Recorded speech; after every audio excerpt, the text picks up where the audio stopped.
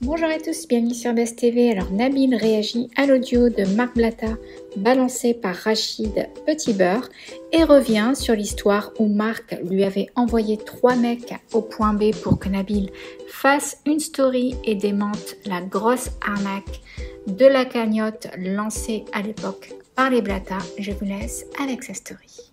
Amis, j'espère que vous allez bien, que vous avez passé une très bonne journée. Du coup, je vais réagir à ce qui s'est dit hier ou avant-hier, je sais plus. En tout cas, j'ai reçu pas mal de messages là-dessus. Ce qui s'est dit à mon sujet, concernant ce qui m'était arrivé il y a 3 ans maintenant au point B. Ok? Donc, pour recontextualiser, parce que je vais essayer de vous la faire en rapide, mais il me semble que c'est important de recontextualiser, de vous remettre dans le bain de l'époque. À l'époque, moi, je suis pas du tout connu. Marc Blatta, lui, est connu, il fait le buzz à ce moment-là parce que justement, il commence à dénoncer le dropshipping abusif, etc. Et surtout, il s'affiche contre Magali Berda. Donc c'est un des premiers à la dénoncer en masse, tous les jours, ces influenceurs, etc. Et moi, à contrario, à l'époque, j'arrête la fac à ce moment-là, et je travaillais à côté, j'avais une autre entreprise, et j'ai eu mon premier entretien dans l'agence de Magali. Donc c'était à Paris, sur les Champs-Élysées. C'était la première fois, enfin c'était une des premières fois que j'allais à Paris, dans de grands bureaux. J'ai eu mon entretien avec son DG, qui est une personne très importante, fondateur du groupe Non-Stop, Non-Stop People, Non-Stop Production, Non-Stop Hanouna, etc. Et donc c'est vrai qu'à ce moment-là, j'étais proche de Magali. On voyait plusieurs plans professionnels sur lesquels on pouvait bosser ensemble.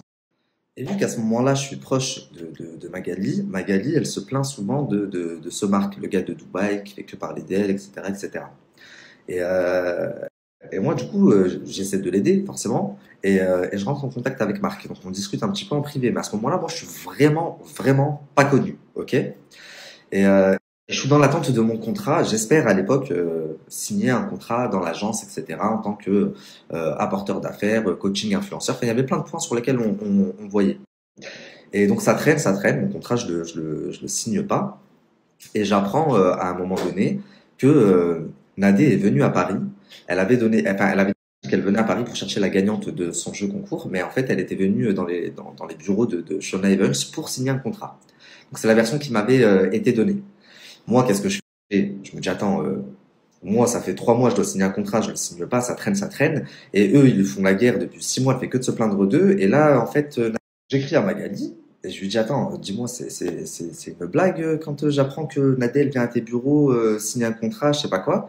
Et Magali, elle me répond, ouais, j'ai vu Nadèle, et alors je fais ce que je veux. Donc c'est comme ça que ça se passe à l'époque. Donc j'avais cet audio-là.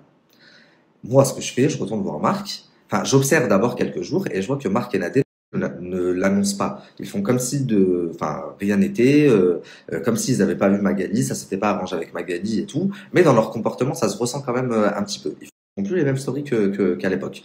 Donc moi, j'envoie un message à Marc et je lui dis, dis-moi, quand ta femme, elle était à Paris, là, il y a quelques jours, elle est venue voir Magali. Et il me dit, ouais, mais qu'est-ce que tu racontes et tout. Je dis, parce que si c'est le cas, t'es vraiment un hypocrite et tout. Donc ça part comme ça, en privé. Et il me dit, t'as une preuve de ce que tu dis, mais t'es qui toi? T'es journaliste, je sais pas quoi. Je lui dis, non, je suis pas journaliste, je te pose une question, parce que si c'est le cas, ça veut dire que tu te fous de la gueule des gens et tout. Donc ça commence comme ça un petit peu notre embrouille. Et il me dit, ben, si t'es un homme, prends ton téléphone et fais une story. Donc moi, à ce moment-là, les gars, je crois que je faisais quoi, 400 vues sur Snap? Même pas. Entre 200 et 400 vues sur Snap, ça faisait déjà 1 an et demi que je travaillais avec des gens connus, tout en étant à la fac. C'est-à-dire que j'avais une maîtrise totale des réseaux sociaux. Je connaissais très bien Snapchat et Instagram. Mais par contre, j'étais le gars qui me montrait jamais. J'étais tout le temps dans l'ombre. Donc là, quand il me dit ça, je lui dis, attends, moi, je suis pas un gars des réseaux. Mais si je commence à parler sur les réseaux, c'est pas parce que je suis pas un gars des réseaux que je peux pas le faire dessus. Je connais très très bien Snapchat. Donc tu vas prendre ton téléphone, fais, etc., etc. Donc, d'ailleurs, merci Marc Blatta, parce que c'est grâce à lui que j'ai fait ma première story. Donc, je fais ma première story où j'explique tout ça, et lui fait la bêtise de me répondre en disant c'est un menteur, je sais pas quoi, t'as des preuves, t'as des preuves. Il savait pas que j'avais un audio de Magali qui me disait ouais, j'ai vu une AD à mes bureaux, et alors? Et je vous le balance. Donc, c'est de là que part la première fois que je buzz un petit peu, ok? Donc bon, si je vous raconte ça, c'est faut bien que vous soyez dans le contexte de l'époque, ok? Donc à partir de là, je pense qu'ils ne s'attendaient pas à ce que je balance cet audio. Et forcément, donc il fait une story, il est énervé, ça se ressent. Parce que il m'attaque sur mon physique, il me dit ouais, tu mets du faux, nanani. Enfin, il m'attaque sur des choses futiles. Et donc, ça se retourne un peu contre lui parce que du coup, les gens me donnent plus de crédit quand lui il fait ça. Et moi, vu que ça m'énerve, le fait qu'il m'attaque sur le physique et tout, bah, je me dis, je comptais m'arrêter là, mais au final, je vais continuer. Il était en train d'organiser à l'époque un jeu concours, etc. J'ai commencé à le dénoncer en expliquant que pour moi, c'était un faux jeu concours. Étant donné que le tirage au sort avait été fait sur un tableau Excel dans son salon, étant donné que à l'époque, j'avais montré que l'argent allait sur un compte de société qui appartenait à Marc Nadé à Paris, c'était leur société de VTC, NM Car. Enfin, il y avait plein de choses. J'avais parlé de Stromae. C'était parti vraiment très, très, très, très, très, très loin. Ok. Et étant donné que eux étaient très proches de c'est un couplet, je disais, eux étaient très proches de Jazz et Laurent à ce moment-là, et Jazz et Laurent les mettaient tout le temps dans leur story, etc. Donc je me suis dit, attends, moi, je passe des journées à essayer de leur faire perdre en crédit, Jazz et Laurent, ils sont en train de les crédibiliser. Donc qu'est-ce que j'ai fait? Je me suis attaqué également à Jazz et Laurent, avec Billionnaire Prono, et c'est de là que c'est parti en fait, ma guerre avec Jazz, Laurent, Marc, Nadé. Donc de là, je m'emploie tous les jours à faire des stories en les dénonçant et en dénonçant leurs agissements. Donc Jazz et Laurent, c'était avec Billionnaire Prono parce que passer un temps, c'était devenu du grand n'importe quoi et c'était vraiment, vraiment pas réglo. Je regrette pas de l'avoir dénoncé, ça. Et Marc et Nadé, bah, j'ai passé leur vie au peigne fin. C'est-à-dire que tout ce qui sort là maintenant, ça me fait rire parce que je l'ai sorti il y a 4 ans, les gars. C'est sur YouTube, ça a été reposté partout, si vous remontez dans la chronologie. Du vrai Blaze, au machin de VTC, au truc de Marrakech avec Stromae. C'est des choses que j'ai sorties il y a des années, ok? Jazz, pareil, je me suis mis avec elle, c'était devenu presque de l'acharnement. Je me levais le matin, je savais que aujourd'hui je me levais pour les faire, parce qu'il m'avait vraiment énervé. Et là où ça a commencé à devenir un petit peu malsain, c'est que petit à petit, ça a dévié, c'était plus que du business. Je rentrais même dans leur vie, et je vous révélais des choses sur leur vie, vraiment précises. Donc même eux, ils devenaient fous dans leur tête. Ils se disaient, mais comment il fait pour savoir ça? Donc, ce qui se passe, la famille, c'est que comme ils constatent que en moins d'un mois, j'ai gagné une communauté monstrueuse, vraiment. Je faisais des vues 1 million 2. Bah, c'est arrivé après les 1 million, 1 million 2, mais en moins d'un mois, je faisais déjà des 300K, 400K. C'était énorme. Et surtout, j'avais plus de crédit. Les gens écoutaient plus ce que moi je disais que ce que eux disaient. Donc, ce qui se passe, c'est qu'au bout d'un mois et demi, 2 mois, comme ça, un soir, il est 2 heures du matin en France, donc à Dubaï, il devait être 5 heures à peu près. Je reçois un appel, je vois Dubaï. Et je réponds, et c'était Jazz, Laurent, Marc, Nadé, enfin, toute la clique de l'époque, ok? Bon, les amis, pour vous dire que je dis pas n'importe quoi, je m'en souviens comme si c'était hier, j'ai sorti L'arme fatale. Ce disque dur, la famille, ce vieux disque dur, il renferme des histoires, vous êtes même pas prêts, ok? Donc, je vais vous faire écouter un truc, attendez, je tourne la caméra. Je vais vous faire écouter un truc. Ma mère, je suis sa plus grande fierté. Je ne cause de tort à personne. Écoute-moi, je ne cause de tort à personne. Je sais ce que je fais et je sais où je vais. Tout ce que je fais, bien sûr, et je le dis, je l'assume. Hein? Personne qui le mérite pas. D'accord, donc attends, 2 secondes. Je vais te passer Jazz. Moi, en tout cas, en ce qui me concerne. Je vais te passer Jazz. Maintenant, tu es au courant de tout. Maintenant, tu as dit quelque chose tout à l'heure et on a oublié parce qu'on s'est égaré sur d'autres sujets. Toi, tu me reproches d'avoir dit sur les réseaux certaines choses qui sont fausses à ton sujet. Comme toi, t'en as dit qui sont fausses à mon sujet. Et quand j'ai vu que ça faisait du mal à des proches à toi, Marc, il y a une grosse différence. Je parlais de business, je parle de business. Toi, tu parles de sujet. T'es parti dire, c'est un PD, sa belle-sœur, sa mère, elle a honte de lui. Elle lui a supplié d'arrêter. Moi, je me suis pas permis de ça.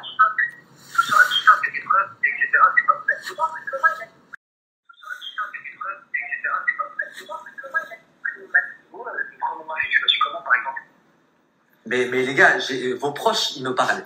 Je vous sors des trucs, vous êtes choqués. C'est bon? Et donc, on s'appelle. C'est une conversation qui a duré 3 heures, je crois. Donc, j'ai parlé avec tout le monde. Je parlais avec Marc Nadé, je parlais avec Jazz. Le but étant d'apaiser les tensions pour que je me calme à leur sujet sur les réseaux. Et avec Marc et Nadé, on en arrive à une conclusion. La conclusion, c'est quoi? C'est, bah écoutez, si je me trompe vraiment sur vous, prouvez-moi que votre jeu concours pour faire gagner l'appartement et la voiture, c'est un vrai. Et à ce moment-là, je vais vous montrer que je suis de bonne foi. Si je me suis trompé et que je vous ai accusé à tort, je ferai des excuses publiques. Je le ferai, vous avez ma parole, etc., etc. Donc, envoyez-moi tous les documents. Je leur ai demandé des documents. Eux, ils me disent, on peut pas t'envoyer les documents, c'est interdit parce qu'on peut avoir des problèmes avec la justice, etc. Par contre, si tu connais quelqu'un à Dubaï, envoie-le nous, on lui montre tout. Je leur dis, ok, pas de souci. Je leur envoie une amie à moi là-bas sur Dubaï. Mon amie, le soir, elle m'appelle. Elle me dit, écoute, il m'a rien montré de vraiment précis. Il avait un papier dans les mains, mais dès que j'essayais de voir, il l'enlevait. Il était un peu agressif et tout. Donc, et moi, à côté de ça, eux, ils me disent, c'est quand que tu fais ta story, pour dire qu'en gros, le jeu concours, il était vrai. Et je leur dis, bah écoutez, mon amie, elle m'a dit qu'elle avait rien vu de concret. Par contre, moi, je viens à Dubaï dans pas longtemps, là. Je devais arriver dans la semaine ou la semaine d'après. Je verrai les trucs à ce moment-là. Et du coup, s'il s'avère que je me suis trompé, je rectifierai, vous inquiétez pas. Ils me disent, ouais, mais en attendant, c'est nous qu'on empathie, on se fait insulter, etc., etc. Même pour le travail, c'est pas bon.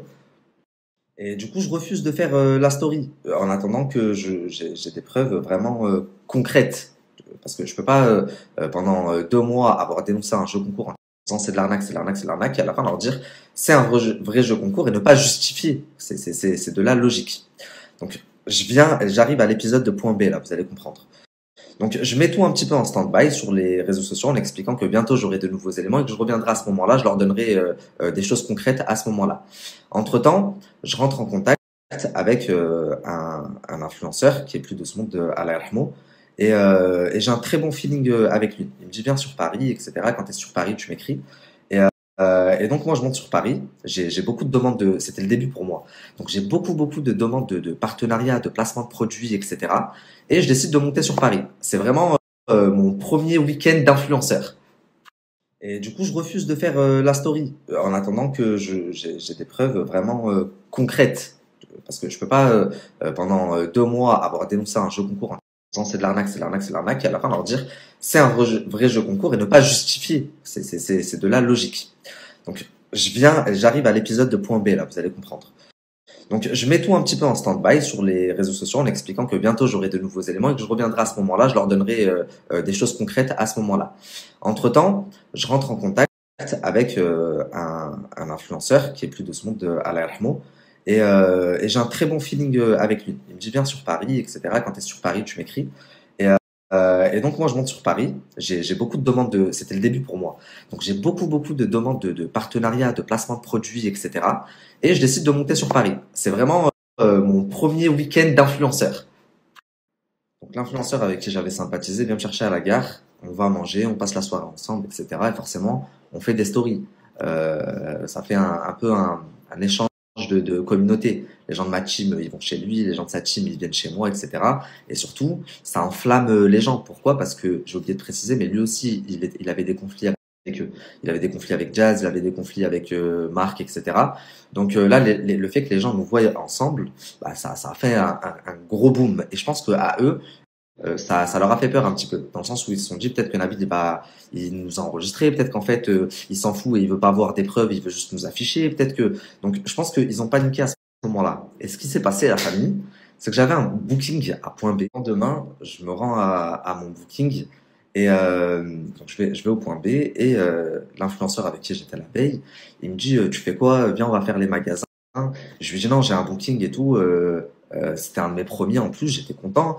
À l'époque, je crois que c'était 500 € et c'était énorme. Genre, ça me permettait de payer mon loyer, ça me permettait de faire plein de choses. Mais lui, ça faisait 2 ans qu'il était dans le milieu. Alhamdoulilah, il avait bien travaillé et tout, donc c'était dérisoire pour lui. Genre, il me disait vas-y, on s'en fout, viens faire les magasins. Et moi, je lui dis non, pas du tout. Je suis monté à Paris pour ça. Donc en gros, on se sépare un peu là. Lui va faire son truc de son côté et moi, je vais à mon booking. Et j'arrive au booking à point B, Aubervilliers, et je commence à snapper, faire mes stories, de la pub, je m'installe, je mange. Et c'est vrai que j'avais pas ce truc. Maintenant, je vois les influenceurs, quand ils arrivent à un endroit, ils font des stories, ils postent une fois qu'ils partent. Mais moi, j'avais pas ce truc. Ça veut dire que, vas-y, je suis là, je poste, je suis à Aubervilliers, la famille, venez, point B, trop bon, nanani, nanana. Je fais ma pub. Pendant que je mange, je vois, je crois qu'ils étaient trois Golgoth qui débarquent à un moment donné, qui me regardent d'entrée, hein, dès qu'ils rentrent dans le restaurant, et ils se dirigent directement vers moi. Mais 3 Golgoth, vraiment. Et ils étaient bien plus âgés que moi, ils devaient avoir la trentaine. Grosse barbe et tout. Donc à partir du moment où je vois la barbe, je me dis, bon, bah déjà, c'est des frères muses. Donc ils viennent vers moi, ils me disent, c'est toi, Nabil El Mouni, je peux te parler vite fait? Moi, je leur dis, oui, pas de souci, asseyez-vous. Et ils me disent, non, viens, on va parler dehors. Et moi, je leur dis, non, je suis en train de manger, mon téléphone il charge en plus. Donc, si vous voulez parler, asseyez-vous, on parle ici. Et donc, il s'assoit, on commence à discuter un petit peu, etc., etc. Et il me dit, nous, on est des amis de Marc Blatta et tout, et je viens pour régler le problème. Moi, je le regarde et je lui dis, mais tu viens régler quel problème, sachant que je les ai eu au téléphone il y a quelques jours et que le problème est en train d'être réglé. S'ils n'ont arnaqué personne et que leur jeu. Donc, si le concours est vrai et qu'ils me montrent les documents, là, quand j'arrive à Dubaï, bah, je vais faire un démenti, les problèmes réglés. Donc, quel problème tu viens régler, je comprends pas. Et là, je me dis, attends, c'est pas possible. Est-ce que c'est pas des gens qui ont vu que j'étais au point B, qui viennent essayer de tirer profit de la situation? Dans leur tête, ils se disent, il est en guerre avec Marc. Sachant que le matin même, je crois que Nadé m'avait envoyé un message où elle me dit, mon ref, t'arrives quand à Dubaï et tout. Donc vraiment, je l'ai vraiment pas vu venir. Et du coup, je lui dis, mais est-ce que t'es vraiment un ami de Marc? T'es sûr? Parce que c'est bizarre, il t'a pas dit qu'on s'était parlé, machin? Et il me dit, bah attends, on l'appelle. Et donc il l'appelle et il y a pas de réseau. Il me dit, bah tu sais quoi, viens on sort, il y a pas de réseau, j'arrive pas à l'avoir. Donc je me dis, allez vas-y, je le suis. Donc je le suis, on sort dehors, ses collègues ils nous suivent aussi, donc ils étaient 3. Et on arrive devant le point B, ils me mettent un peu sur le côté. Et là il appelle Marc. Donc le téléphone sonne et c'est bien Marc qui répond au bout du fil. Là j'ai Marc au bout du fil, il me donne le téléphone. Et je rigole maintenant avec du recul.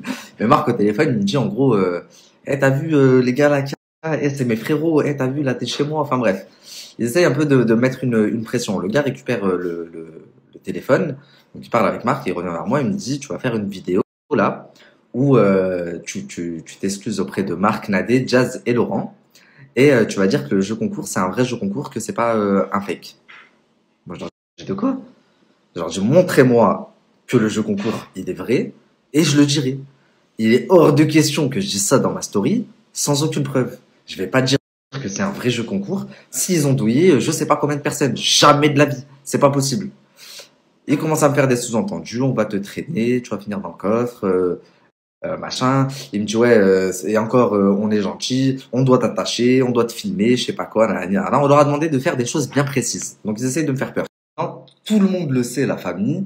Je marche vraiment pas à la pression. Au contraire, c'est tout l'inverse. Ça veut dire, viens me parler tranquille et tout. Essaie de m'expliquer les choses. Fais-moi de la peine. T'as 1000 fois plus de chances de m'avoir que si tu m'envoies quelqu'un ou que tu fais le nerveux. La preuve en est, ça faisait des mois que j'étais en guerre avec Jazz, Marc, Nadé et tout. Ils m'ont appelé à 2h du matin. Ils ont parlé tranquille et tout. Et j'étais prêt à entendre leurs justifications, à voir, etc. Et même à faire un démenti, me faire passer pour un fou sur les réseaux sociaux si je me trompais. Donc c'est pour vous dire. Par contre, tu me mets une pression comme ça. Alhamdoulilah, il n'y avait pas Noémie avec moi, sinon j'aurais fait tout ce qu'il m'avait demandé directement. Mais là, j'étais tout seul. Je pensais déjà, je me disais quoi dans ma tête? Je me disais, je vais manger de ta faim, je vais me faire défoncer ce soir. Mais qu'est-ce que je vais leur faire après? Je pensais juste à ça dans ma tête. Et moi, je compte sur mes positions, c'est mort, je vais pas faire de vidéo, je vais rien faire. Donc j'attends sur le côté avec un des collègues. Pendant que l'autre collègue, il est au téléphone avec Marc, ok. Et pendant que le troisième collègue, il parle avec qui? Il parle avec le gérant du point B qui m'a fait venir pour la pub. Et le gérant du point B, bon ça je l'ai su que par la suite, mais en gros il lui disait, il y a personne qui va le bouger d'ici. C'est moi qui l'ai fait venir pour une pub, je vais le redéposer à la gare. Comme moi je l'ai fait venir, comme moi je le ramène chez lui. Après vous faites ce que vous voulez. Donc, mais ça je le savais pas encore. Donc j'attends et tout. L'autre il au téléphone, donc j'attends qu'une voiture vienne me chercher pour que je finisse dans le coffre. Là, vous allez connaître la vraie histoire, ok?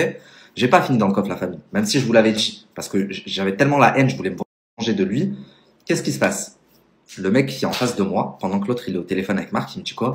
Écoute frérot, je vais te dire un truc, s'il te plaît, fais la vidéo et supprime-la dans 30 minutes. Moi, je me dis quoi? Comment ça, fais la vidéo et supprime-la dans 30 minutes? Et il me dit quoi? Il me dit, fais la vidéo, tu t'excuses, tu dis que c'est un vrai jeu concours. Lui, il nous paye, on reçoit l'argent. Dès qu'on reçoit l'argent, 30 minutes, 40 minutes, même pas, tu supprimes ta story, tu fais ce que tu veux. Et moi, je dis, attends, là, c'est différent. Il me dit, ouais, 5000 balles pour toi, c'est rien, mais pour nous, c'est quelque chose. Moi, je travaille tout le mois, je gagne 1500 €, donc 5000 €, c'est énorme, juste pour une vidéo. Vas-y, s'il te plaît, fais-la. Je dis, là, ça change tout. Pour moi aussi, 5000 €, c'était énorme. J'avais presque envie de le dire, je le fais, on partage. Derrière, je supprime. Donc là, c'est différent. C'était plus de la pression, on va te faire. C'était s'il te plaît, fais et supprime juste derrière le temps qu'on reçoive l'argent. Dès que j'ai reçu l'argent, feu. Et carrément, lui, le jour où il met les pieds en France, t'inquiète même pas, on va lui faire, on va lui faire, on va lui faire, on va lui faire. Là, je dis ok. Ok, je fais une vidéo. Donc, je fais une vidéo devant le point B où je dis, les gars, je me suis trompé, le jeu concours, en fait, c'est un vrai. Je m'excuse auprès de Jazz. Je m'excuse auprès de Marc, Nadé, Jazz, Laurent, etc., etc. Donc, je fais ma story. Sauf que les gens qui me suivaient depuis plusieurs mois, et surtout ma femme et ma mère qui n'étaient pas avec moi et qui me connaissent très très bien, elles ont tout de suite vu qu'il y avait quelque chose qui allait pas. Le mec, il est en train de faire une pub de sandwich. 30 secondes après, il se retrouve dehors, contre un mur. Il parle, il a une expression de visage bizarre et il dit je me suis trompé, le jeu concours, c'est un vrai. J'ai fait exprès en plus d'être crispé. C'est un vrai et je m'excuse auprès de un tel et un tel. Quand ça faisait 4 mois que je l'ai dénoncé et que je parlais d'eux tous les jours. Donc forcément, les gens, ils ont compris. Ok? Donc au bout de 30 minutes, ils reçoivent leur argent et comme convenu, ils me disent c'est bon, supprime ta story, fais ce que tu veux maintenant. Et donc moi, je vais à la gare. Je veux pas faire un story dessus. J'attends d'être dans le train parce que je me dis on sait jamais si on m'a suivi ou quoi, ou qu'est-ce. Donc j'arrive à la gare. À la gare, qui c'est qui m'appelle? Bah, le collègue influenceur avec qui j'avais passé la soirée la veille. Il me dit ouais, t'es où et tout parce qu'on devait se voir. Je lui dis je rentre dans le sud et tout. Il m'est arrivé une dinguerie là. Il me dit pourquoi, qu'est-ce qui s'est passé? Donc je lui raconte vite fait. Et là il me dit non, prends pas le train. Viens chez moi, j'ai une bête d'idée. Moi c'est mon taf, toi tu connais pas. Là il y a un vrai truc à faire. En gros, il me propose de faire une reconstitution de ce qui vient de se passer, mais filmé. Et genre, il est avec moi et on part en courant. Mais sauf qu'en fait, ça aurait été faux parce que ça s'était déjà passé. Il aurait envoyé genre des collègues à lui. Et là, je me dis, attends, je viens de te raconter qu'il vient de m'arriver une dinguerie. Ma mère et ma femme, elles sont en panique, elles veulent juste que je rentre. Et toi, tu me dis, viens, on fait une reconstitution de je sais pas quoi, parce que ça va faire le buzz, ça va buzzer. Je me dis, mais wesh, j'ai atterri où? L'autre, il me dit, mon frère, le matin, le soir, il m'envoie une équipe, machin. Je me dis, c'est quoi ce milieu de dégénéré? Je lui dis, non, laisse tomber et tout, je viens pas chez toi et tout, je prends mon train, ma femme, elle est inquiète, ma femme, elle est pas bien, ma mère, elle est pas bien aussi, je vais rentrer.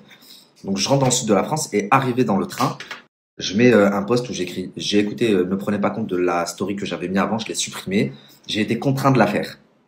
Donc, comme ça, vous avez toute l'histoire là de A à Z, c'est la vraie histoire. Si une personne que j'ai citée dans ma story, elle veut me faire démentir et dire non, là t'as menti ou là t'as menti, qu'elle ose. J'ai tout ce que je vous ai dit de A à Z. Et même pour vous dire, pour me couvrir, parce que j'étais pas sûr des gars que j'avais en face de moi qui me disaient ouais t'inquiète, fais la story et supprime-la 30 minutes après. Qu'est-ce que je leur ai dit? J'ai éteint mon téléphone pendant que je leur parlais, je leur ai dit mon téléphone il est éteint, donne-moi ton tel, je fais la story de ton téléphone à toi. Chose qu'il a faite. Donc je me suis connecté de son téléphone à lui sur mon Snap. Qu'est-ce que ça m'a fait moi? Ça m'a fait une alerte et ça m'a envoyé ça a coupé, je disais, ça m'a envoyé un mail, ça m'a fait une alerte, ça m'a envoyé un mail, ça m'a mis une nouvelle connexion, tel téléphone, telle adresse IP, tel jour, telle date, l'heure, il y avait vraiment tout. Et moi c'était au cas où si derrière ils respectent pas eux leurs paroles, bah je pouvais remonter au cas. Si demain je portais plainte, j'avais tout, son adresse IP, son téléphone, tout. Donc au final ils ont été de bonne foi. 30 minutes après j'ai supprimé ma story, ils m'ont dit force à toi, machin, fais ce que t'as à faire. Et j'ai fait ma story en expliquant tout ce que je suis en train de vous raconter là. Donc ça en fait c'est sorti il y a 3 ans et demi, 4 ans. J'ai pas attendu Rachid, véritable petit beurre, pour savoir que Marc m'avait envoyé une équipe puisque je l'ai eu au téléphone. Là par contre, à partir de ce moment-là, ils avaient réveillé les genoux en moi, c'est-à-dire que je n'avais plus de limite, c'était plus que du business, je voulais jouer avec les mêmes armes qu'eux. Et donc j'ai fait certaines choses d'ailleurs que je regrette aujourd'hui. J'ai parlé de sa fille, j'aurais jamais dû en parler. Les enfants, ils ont rien à voir là-dedans. Et encore, j'avais rien dit de mal. Il avait mal interprété ce que j'avais dit, mais il y avait rien de fou, vraiment rien de fou dans ce que moi j'avais dit par rapport à ce que lui disait sur moi, surtout sachant que c'était du mytho. Tout ce qu'il a sorti sur moi à l'époque, il n'y a pas une chose, je crois, qui était vraie. Que ce soit sur ma mère qui est en guerre avec moi, sur moi qui était en foyer, sur moi qui aime les hommes, sur tout ça. C'était, je pense, parce qu'il était sur le coup démuni. Il savait pas comment réagir face à la situation. Il était là, tout le monde écoutait ce qu'il disait et tout. Et du jour au lendemain, je lui ai un peu pris sa place. C'est clairement ce qui s'est passé, la famille. Bon là, j'active le plan vengeance. Comme je vous ai dit, il a réveillé les genoux. Donc, mission numéro 1, je veux retourner toute sa communauté contre lui. Donc, je fais une story, et c'est là où j'ai un petit peu déformé la réalité, en expliquant que j'avais fini dans un coffre, qu'il venait de m'arriver ça. Tout ça aurait bien pu se passer, puisqu'il m'avait vraiment envoyé des gens, etc., etc.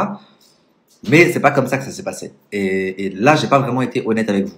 Carrément, j'ai pleuré, etc., parce que je voulais vraiment que tout le monde se retourne contre lui. Et ça a marché. Deuxième chose, je voulais lui enlever le pain de la bouche.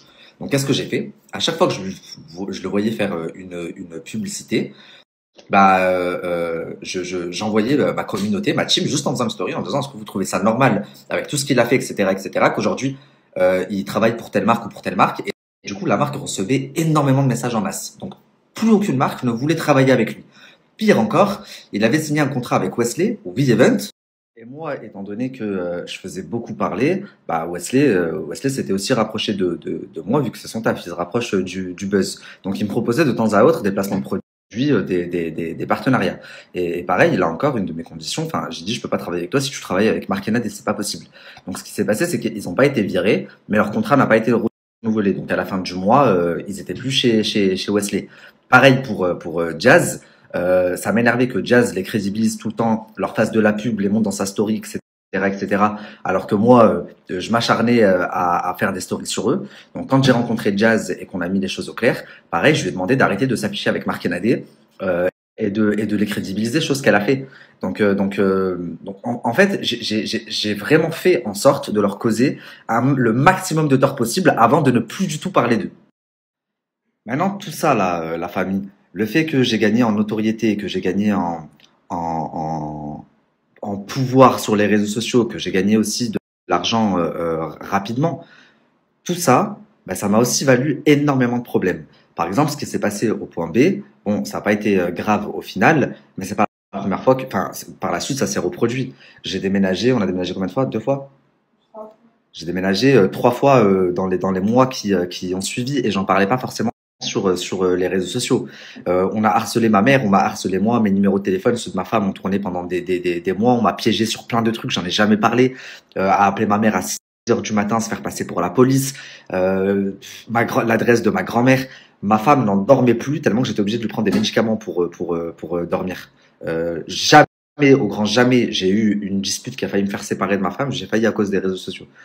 Donc ça n'a pas été très joli. Et puis le pire du pire dans tout ça, la famille, tous ces problèmes, même si, Allahu Alam, je pourrais jamais vraiment savoir, mais tous ces problèmes ont aussi fait que ma femme a pas eu une grossesse saine et où elle était sereine, etc.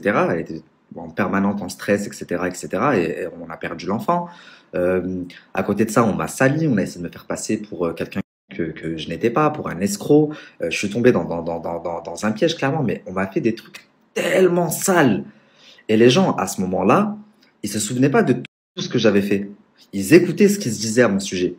Donc, est-ce que vous imaginez le mal? Ah oui, on a fait sauter mes réseaux sociaux. On a fait sauter mes réseaux sociaux au moment où je venais de signer le contrat qui, je pensais, allait changer ma vie. Vous imaginez l'ascenseur émotionnel? J'ai signé un contrat genre de 2 ans, d'une très grosse somme mensuelle. Je me disais, c'est enfin la sécurité, je sors de la galère. Et 3 semaines après, on m'a retiré tous mes réseaux sociaux. Donc, en fait, en très peu de temps, il m'est arrivé tellement de galères et je pouvais même pas en parler ou vous expliquer ce qui était en train de se passer pour moi, puisque dès que je créais un Snap ou un Instagram, il sautait dans la seconde. Je dois être la personne en France qui a les réseaux qui ont le plus sauté. J'ai facile 180 snaps qui ont sauté. Est-ce que vous vous rendez compte? Il y a 365 jours dans une année. Ça veut dire un snap tous les 2 jours. C'est juste énorme. Et les gens à ce moment-là, c'est pas non pas qu'ils se sont détournés de moi. Voilà, ils s'en foutaient. Marc, lui, à ce moment-là, j'avais plus mes réseaux. Il est revenu en bombe sur les réseaux sociaux. Il faisait ses croustilles, ses machins.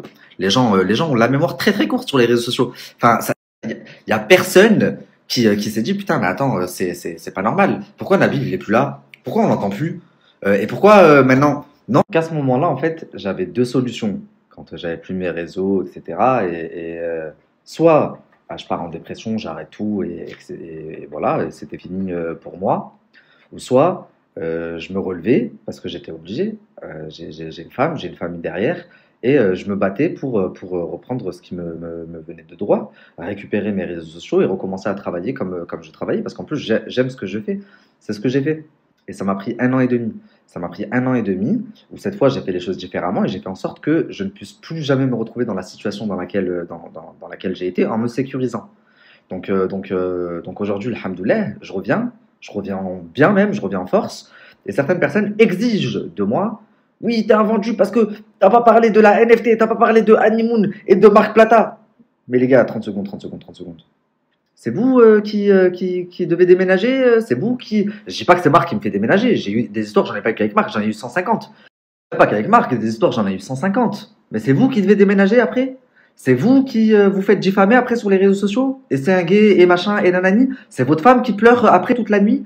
C'est votre femme à qui vous devez donner des médicaments pour dormir sinon elle dort pas? Non, c'est moi. Donc vous êtes bien gentil, vous êtes bien mignon, mais j'ai appris de mes erreurs. Je fais ce que je veux quand je veux. Ceux qui sont pas contents, désabonnez-vous de moi. Sans compter que la famille. C'est tout simple, le procédé est tout simple. Ça a commencé il y a 5, 6 ans, 7 ans avec les paris sportifs. Une fois qu'ils ont saigné les paris sportifs et qu'ils ont pris des millions dedans, ça s'est passé au trading. Après le trading, la crypto, la NFT, c'est toujours le même procédé. J'ai tout dénoncé. Du trading, aux paris sportifs, etc. Tout est sur YouTube. Le nombre de fois où je vous ai prévenu. La dernière fois en date, l'été dernier, je vous parlais du trading, c'est moi qui vous expliquais comment ça marchait. Je vous ai parlé du trade record, personne ne savait ce que c'était. De là, tous ils ont commencé à être en panique, à vous dire je vais vous mettre le trade record. Tout est encore sur YouTube. Donc la famille, vous êtes bien mignons, je vous ai prévenu pendant 2 ans et demi, mais j'ai pas que ça à faire de ma vie. Enfin moi, au bout de la dernière chose, quand je traite un sujet, que ce soit le pari sportif ou le trading ou quoi, comme si vous pouvez aller voir sur YouTube, je ne prends pas mon téléphone pour parler.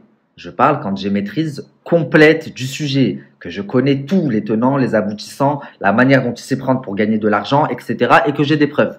Là, je vous fais une story. Si vous voulez que je vous fasse une story pour vous dire la NFT, le honeymoon, c'est de l'arnaque, bah, allez regarder la story de Rachid ou de quelqu'un d'autre, mais c'est pas chez moi que vous allez le voir, ça n'existe pas. D'accord? Je vous ai annoncé que j'allais vous en parler de la NFT quand j'aurai tout en ma possession et quand je l'aurai décidé surtout. Oui, pour finir, je termine là-dessus. Je vais répondre à Rachid, véritable petit beurre. Comment dire? Il met dans sa story, Nabil El-Moudni, je t'aime pas, mais viens en privé, j'ai quelque chose à te dire ou à te montrer. Alors, comment te dire? Je sais pas en quelle année tu t'es dit que moi j'allais te contacter. Parce que ce mec de base, c'était pas un fan, mais c'est quelqu'un qui commentait toutes mes stories, etc. J'ai fait la bêtise une fois de l'identifier.